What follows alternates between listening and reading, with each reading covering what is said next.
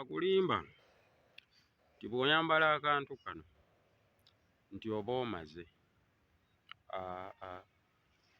In fact bw'oyambala akantu kano biba bitandika butandisi. Mwebale nnyo monna abasobodde otuweereza requests ne invitations zonna okujja ku graduation parties zammwe, naye tetugenda sobola okubeerawo ku buli muntu ssekinnomwe yatuweereza invitation. Abantu bangi abaze mu inbox tubadde tetumanyi nti by the way you get the messages clear. So but what you need to know, it is much more better to reach 1,000 people using one platform rather than attending 10,000 people's physical graduation parties. Tosobola kwogera bintu bye bimu ku bantu ab'enjawulo mulundi gumu. Mwebale nnyo, tweyanziza era tusiimye. Mwebale kujja ku nsi mpya. Welcome to the new world. This goes to all graduates and everybody planning to graduate this week and whichever year. Where you're coming is extremely different from where you've been. Wano ebweru ffe gye tuli wanjawulomu okusinga classroom. Eno buli kimu ky'okola kyetoolodde ku ggwe nantegeerayo nandabayo ya bintu. Bw'obeera mu kibiina kiri ku ki ky'oyagala. You can make a call, you can do everything that you want. But here what is required is your competence. Forget about everything you've been studying in class for the last 5, 4, 3 or 2 years before graduation. Now it is about you to use your brain outside what you've been earning or learning. You need to use more of your moral values rather than the principles of a discipline. What do I mean? When you study a course, you're studying a discipline. Psychology, medicine, those are disciplines. Physics, those are disciplines. Mechanics, those are disciplines. But what is required in the employment world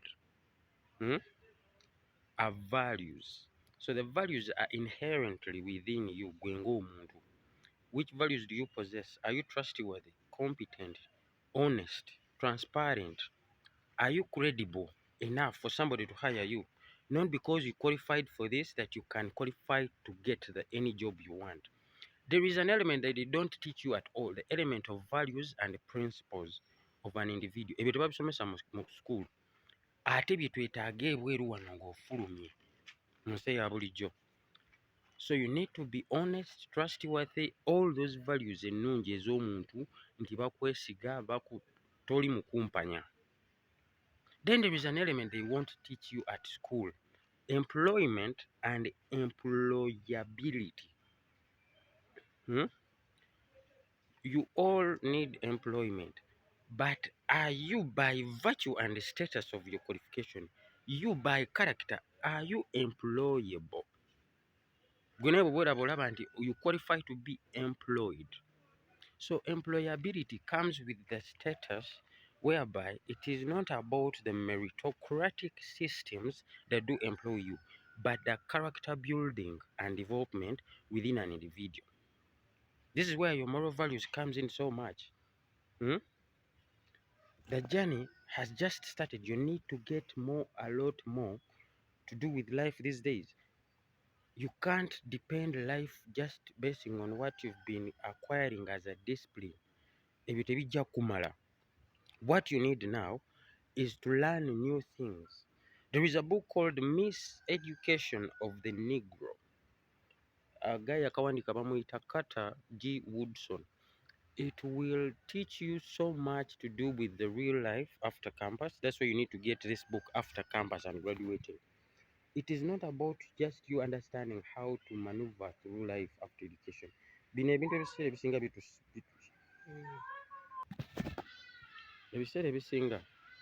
need to understand more things you've not been taught in class. Those are the things that you really need in the outside world. The theory is not necessarily the practice in the work environment. The theory is not exactly the practice. In the theory, it can say something else, like you're supposed to do things this way, but in practice, it's contradicting with what you know under theory.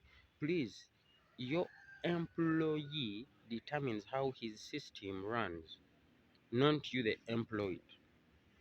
The earlier you master that, the more easier. The employment world is not about your creativity. They already have a system they are running. Bw'oba oganye ofuna omulimu totuula waka, yingira ekikuubo jangu oyiribe jangu okole buli kimu. Just find yourself busy. Don't sit at home for 1 or 2 years or 3 months. If the job doesn't get in time, you create your own job. Kwata degree yo gisse ebbali ojje otobe nga ataasoma. The stages you're in calls for more identity than the crisis that you do have. You all going to suffer with what we call identity crisis. This is the self-inefficiency definition of one's own self about self. That you lack to define yourself. Are you a student? Are you a man and a woman? What is your identity? Are you so and so? What have you achieved? What are your accomplishments? Yes, you're now a graduate. That is one of partly of an educated person who can identify themselves as educated. But you need more. So identity crisis is gonna kick in. Let's take it there. So welcome to the new world. It is business as usual, not as it was in class.